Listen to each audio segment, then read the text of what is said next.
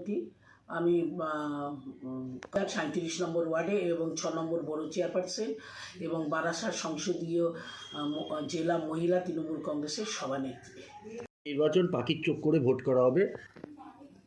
আমাদের মাননীয় মুখ্যমন্ত্রী মমতা বন্দ্যোপাধ্যায় এবং আমাদের সকলের প্রিয় আমাদের অল ইন্ডিয়া তৃণমূল কংগ্রেসের যে সাধারণ সম্পাদক অভিষেক বন্দ্যোপাধ্যায়ের নেতৃত্বে আমরা এসআইআরের কাজটা যেইভাবে আমাদের নির্দেশ দিচ্ছেন আমরা ঠিক সেইভাবেই কাজ করে যাচ্ছি এবং সমস্ত কর্মী থেকে শুরু করে নেতৃত্ব থেকে শুরু করে সবাই। যেভাবে বিরোধী দলনেতা এখন বলছে যে যদি 26% উৎখাত করে ফেলে দেওয়া হবে, কি বলবেন আপনি? দেখুন, ওনার কথা আমরা ধরতে চাই না, কারণ হচ্ছে ওনার কথার কোনো গুরুত্ব নেই। উনি বিরোধী দল হিসেবে উনি যেটা ভালো মনে করেছেন সেটাই বলেছেন, কিন্তু তা কখনোই হবে না। জনগণ কিন্তু আবার 2026-এ বিপুলভাবে কিন্তু তৃণমূলই আসবেন।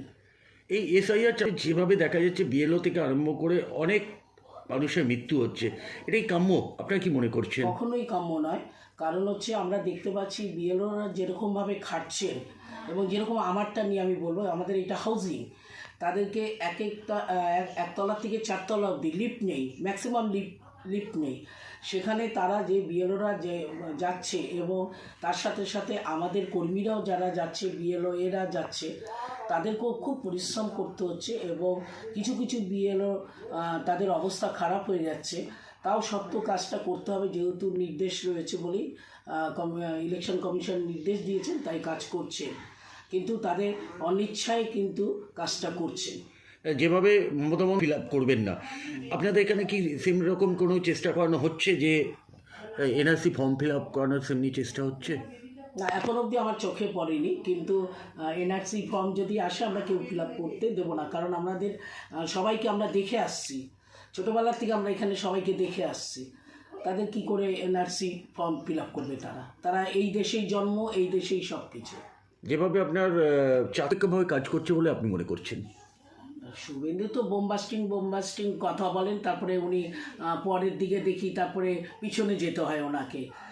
যাই হোক, ওনার সেই দিকে আমি ওনার বিষয় নিয়ে কিছু বলতে চাই না। আমাদের যেভাবে কাজ করার দরকার আমরা সেভাবেই কাজ করব।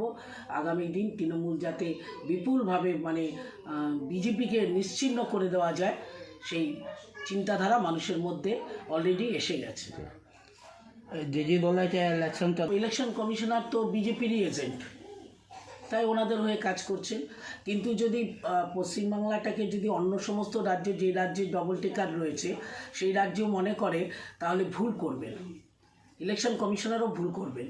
কারণ হচ্ছে পশ্চিমবাংলার মানুষ রাজনৈতিক সচেতন মানুষ, যেখানে আমাদের মমতা বন্দ্যোপাধ্যায়ের মতন একজন মুখ্যমন্ত্রী, সচেতন মুখ্যমন্ত্রী, তিনি প্রধানমন্ত্রী হওয়ার উপযুক্ত, তার নেতৃত্বে আমরা চলি এবং সমস্ত পশ্চিমবাংলার মানুষ মমতা বন্দ্যোপাধ্যায়কে ভালোবাসেন এবং মমতা বন্দ্যোপাধ্যায়কে আবার তারা আনবেন।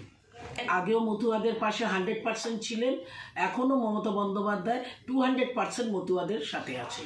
দেখা যাচ্ছে ভাষা নেই, আপনারা তো নিজেরাই দেখতে পাচ্ছেন, যাতা করে ভাষা বলেন। আমাদের মাননীয় মুখ্যমন্ত্রী, যিনি ব্রাহ্মণের ঘরে জন্ম নিয়েছেন, হিন্দু ব্রাহ্মণের ঘরে জন্ম নিয়েছেন, তাকে বিভিন্ন আঁকড়া দিয়ে বিভিন্নভাবে মুসলিম ধর্ম বলেন, এই বলেন, এইসবগুলো বলেন, এইগুলো মানুষ কোনো কর্ণপাত করেন না।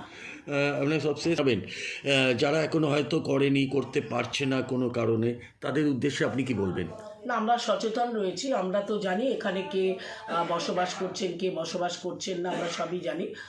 সেখানে আমাদের এই সব জায়গাগুলোতে সেই পরিস্থিতি আসবে না।